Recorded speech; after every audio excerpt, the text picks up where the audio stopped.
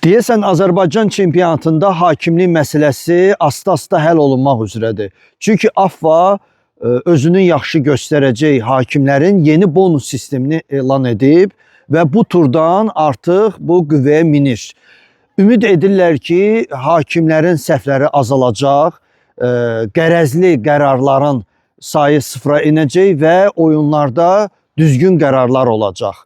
Nə qədər bu kömək edəcək, yeni bonus sistemi kömək etməyəcək, bu turdan artıq görəcəyik. Bugün çox maraqlı bir qarşıdurma var. Qurbanberdiyev və Rəşad Sadıxov qarşıdurması demək olar. Turan-Tovuz və Zirə komandalarının.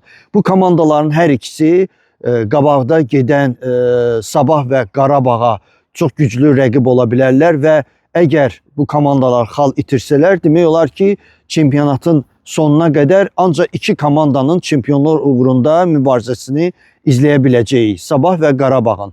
Necə deyərlər, bugün baxaq həm oyuna, həm də görək hakimlər bu yeni bonus sistemindən sonra özlərini necə göstərəcəklər.